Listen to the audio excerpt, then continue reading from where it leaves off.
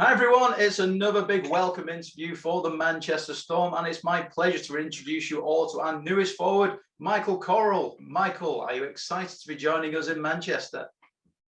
Absolutely. I'm thrilled to be a part of the Manchester Storm, and I'm excited for the opportunity and to get to experience Manchester and meet all you great fans. So going into your hockey history a little bit, so people notice the more Canadian twang of your accent, but you were born in Kirkcaldy, where you were born into the hockey hotbed of Kirkcaldy. So tell us about when you first started playing in Fife. So I guess to kind of start my story, I was a little bit of a late bloomer. I didn't start playing hockey till I was 8.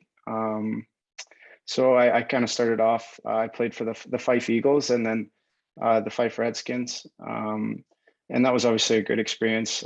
Obviously, I have very good memories kind of learning how to play and learning how to skate.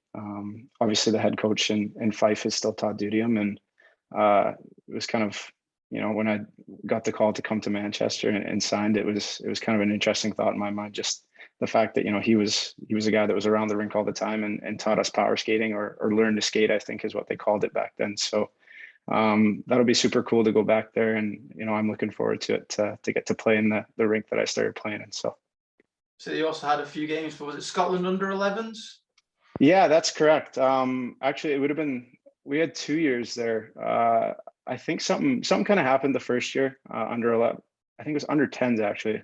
Under 10, something happened and we weren't able to go as a team or something like that. But then the second year, I think we played in Hull, which was a really fun experience.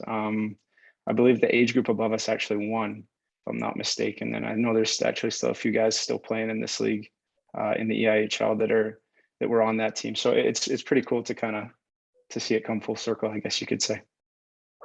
So what led to you moving to Canada? So I guess to kind of give you the full background, my dad, he grew up over here in Saskatchewan. He's from a small town just outside of Saskatoon called Rosetown. And hockey kind of led him over to Europe, where he started out in Germany and then eventually made his way up to the UK. I believe the first team he played for over there was the Birmingham Eagles at the time. And then he moved on to Telford after that, where he did some coaching, and then eventually made his way up to Scotland, where he, at one point, I believe he was running the rink in Kirkcaldy. He was running Fife Ice Arena there. And then I believe he was also working for Sky Sports on the side. And I know they used to cover I'm not sure I don't believe it was the EIHL at that time, but I want to say like maybe the BNL or something like that. I can't quite remember. Super League at that point. Yeah, I think Super League actually sounds correct. But from there, that's where he actually met my mom. My mom, she was born in Glenrothes, and that's where she grew up. And so they eventually got married, and we kind of, I guess, they started their family over there, and that's where my sister and I came along. And I think it was in 2008 we just kind of decided that we were going to move back here to Canada, and that's kind of, I guess that was kind of it, right? I moved over here and got into hockey over here as well. And yeah, I'd be kind of curious to see, maybe, I don't know if I would be in this spot exactly if I had stayed. So I don't know. It's obviously kind of a cool story, a bit of a different story, but yeah, that's about it. Yeah. What was it like being the Scottish kid getting into Canadian junior hockey? I mean, obviously, I think there's definitely some growing pains. There's a lot of talented kids around here, especially when I was younger, and I think it took a few years to adjust. But I don't know. There's so much opportunity over here, and I'm very, very thankful for that. And I eventually kind of, I guess, got to live out my dream of playing junior hockey, and then moving on to college as well. So speaking of college, see that you did 4 years playing NCAA for Norwich. What did you study while you were over there? I actually took a degree in health sciences. So it'd be kind of like your basic science courses with, I guess you could say, a touch of sports medicine background as well. So I saw on your email signature, is it cardiac research assistant? Yeah, that right now that's just I guess kind of a bit of a part-time job for me. I guess obviously my end goal would one day be to be accepted into medicine here in Saskatchewan. So that's obviously a long, difficult process, and I guess the research assistant in cardiology has just kind of been a job for me to to hopefully maybe set myself apart from other applicants, while also kind of gaining some more, medical experience in the workforce. So no, it's been a really good experience, and I'm very thankful for that opportunity as well. Are there any particularly good memories of playing NCAA? Any highlights? Oh geez, I don't know. It's probably the best 4 years of my life. It was the town that which we played in was strictly a college town, right? So there's not much to do besides hanging out with the guys and working out and being together all the time, practicing and all that stuff. So I would say overall the whole experience was awesome. We had some really, really good teams there. Over my 4 years, we made it to the national championship game in my second year. We lost, and I think it was double overtime, so that was a bit of a heartbreaker. But obviously the next year I think we only had 2 seniors at the time, so 2 guys that were moving on. So a lot of the guys that were kind of carrying the load were young guys, right? So the next year we were very strong again. I think we were on something like a 9-game shutout streak before kind of the pandemic hit there, which was super unfortunate because we were just kind of starting our NCAA tournament, which is, I guess you could call the playoffs. So who would have known, I guess, if we had gotten to play that season out, where we would have ended up. But I think we were fairly confident, and we had our eyes set on the big prize. So that was overall, it was a fantastic experience. And obviously getting to be a captain, in my senior season, that was something very, very special, and something that I will obviously cherish for the rest of my life. So you finished college. You've joined a team called the Watrous Winterhawks in the Long Lake Hockey League, which is a C League based in Saskatchewan. Yes, that's correct. Tell us how that came about, because that's not pro hockey, is it? That's how would you best describe it? I mean, it's obviously still very competitive hockey.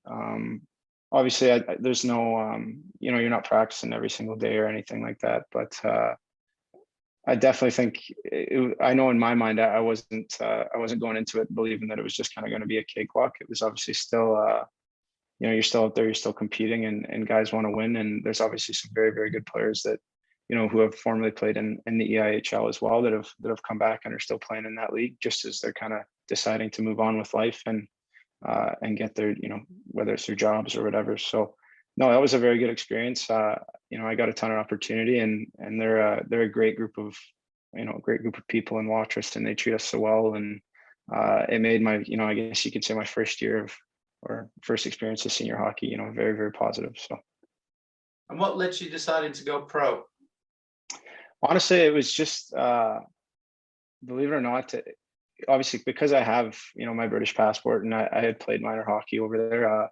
It was always kind of maybe something that had floated in the back of my mind. But, given the current circumstances at least in my senior season at college, I didn't really know if there would be much opportunity, because we didn't really get to have a season. And, there wasn't very, I guess, very many games to kind of expose yourself. So, I don't know. It was always kind of a dream of mine. And I know that I'd always spoken with my dad about it, and, maybe one day that I would eventually make my way back over there, kind of the way he did. And, the fact that it's worked out and I've been given this opportunity, I don't know, it's almost kind of a dream come true. So I'm thrilled, and I'm excited, and I can't wait to be a part of it.